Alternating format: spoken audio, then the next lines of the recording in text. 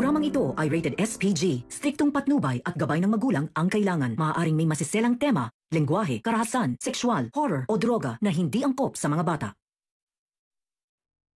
Mapapahamak si Zoe sa gagawin ni Doc Carlos. Alamin natin. Welcome back sa aking channel. Mga kaganapan sa abot kamay na pangarap. Napaka-intense nga ng mga kaganapan sa abot kamay na pangarap. May plano si Zoe na talaga namang pagsisisihan ng totoong ama niya na si Doc Carlos. Desperada na si Zoe. Gusto ni Zoe na mailigtas ang peking daddy niya na si RJ. Hindi kaya ni Zoe na sumunod sa kung anuman ang totoong plano sana nila ni Doc Carlos. Kaya si Zoe na ang gagawa ng paraan para hindi matuloy ang plano ni Carlos kay RJ. Kahit pa sinabi ni Zoe na handa na siyang makipagtulungan kay Carlos at pumayag na siya sa plano nito. Nagplano si Zoe na magkunwari kay Doc Carlos na pumapayag na siya sa plano nilang dalawa na si Doc Carlos. Kaya ang ginawa nitong si Zoe ay inaya niya si RJ na kumain sila sa labas para hindi mahalata ang plano nitong si Zoe. Pumayag naman si RJ sa pag-aya ng peking anak niya na si Zoe. Dahil may gusto din linawin si RJ sa sinabi ng anonymous caller tungkol kay Zoe. Inunahan na ni Zoe si RJ na makarating sa restaurant kung saan sila magkikitang dalawa. Ganun din si Carlos. Nakabantay si Carlos sa labas ng restaurant. Tinawagan ni Carlos si Zoe na mag-aantay lang siya sa labas hanggang makarating si RJ. Nagsabi si Doc Carlos na mag-antay lang daw si Zoe ng oras para sa go signal ni Doc Carlos para umalis na sa tabi ni RJ si Zoe. Kinakabahan si Zoe sa gagawin niya at ni Doc Carlos. Hindi alam ni Zoe kung mapipigilan niya ba ang mga plano ng tunay niyang ama na si Doc Carlos o tuluyan na itong magtatagumpay sa masamang balak kay Doc RJ. Mangiyak-ngiyak si Zoe habang kausap si Doc Carlos. Dahil alam ni Zoe na minamanmanan siya ni Doc Carlos kaya kinakailangan niyang magpanggap. Maya-maya, nakarating na si RJ sa restaurant. Una nang umorder si Zoe para sa kanilang dalawa ni RJ. Hindi alam ni RJ na habang magkasama sila ni Zoe ay pinagpaplanuhan na siya ni Doc Carlos. Medyo tumagal ang usapan ni Zoe at ni RJ.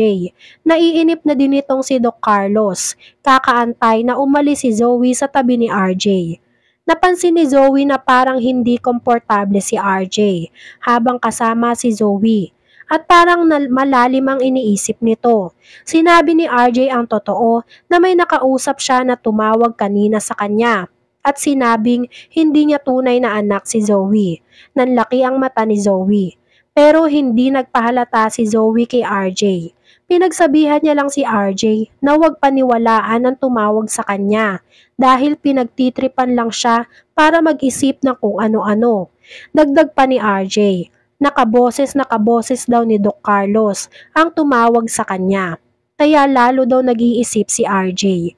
Nagsabi si Zoe na imposibleng mangyari na si Doc Carlos ang tumawag kay RJ dahil bantay sarado sa mental hospital si Doc Carlos at napakahigpit ng pamamahalan nila doon sa mental hospital. Kaya hindi mangyayari ang sinasabi ni RJ.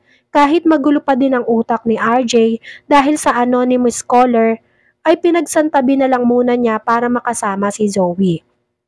Nagbigay ng go signal si Zoe kay Doc Carlos.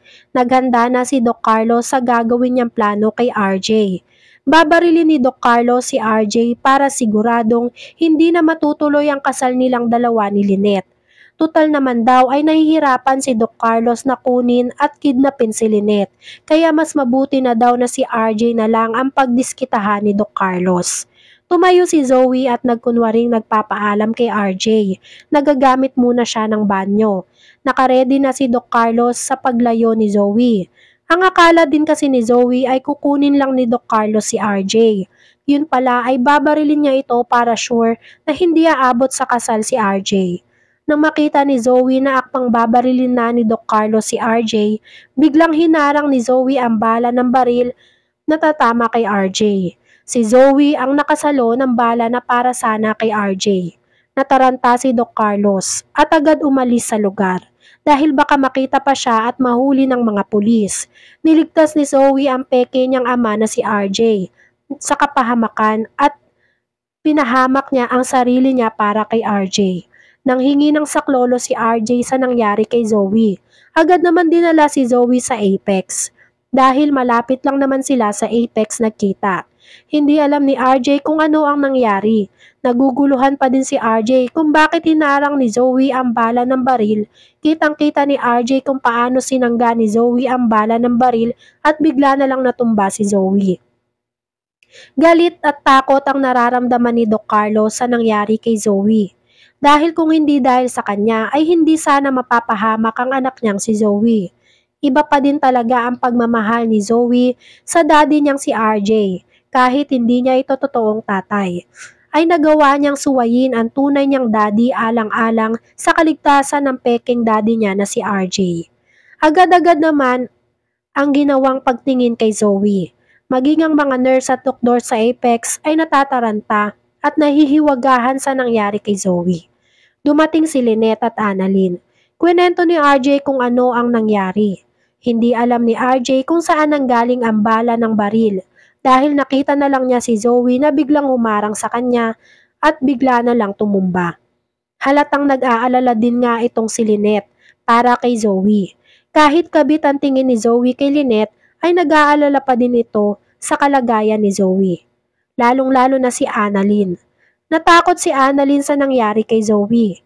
Palaisipan pa din sa kanila kung sino ang may kagagawan ng pamamaril at panigurado na sinanggalang ni Zoe ang sarili niya para hindi matamaan si Doc RJ ng baril. Nangangailangan si Zoe ng dugo dahil sa pagkabaril nito. Nag-volunteer naman si RJ na siya ang magbibigay ng dugo para kay Zoe. Total naman daw ay siya ang ama nitong si Zoe. Ganon din si Annalyn. Willing din si Annalyn na mag-donate ng dugo para sa peking kapatid niya na si Zoe.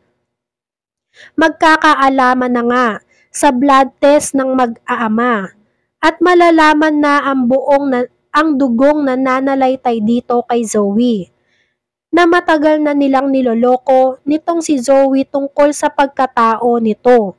Malalaman na nga dito ni RJ na hindi sila match ng dugo nitong si Zoe dahil matagal na silang niloloko ni Zoe at si Carlos ang totoong ama nitong si Zoe. Yan nga ang mga kaganapan at mga dapat nating abangan dito sa Abot Kamay na Pangarap. Kung gusto nyo pa ng mga gantong klaseng video ay mag-subscribe at i-like itong video na to. Maraming salamat po. I got you!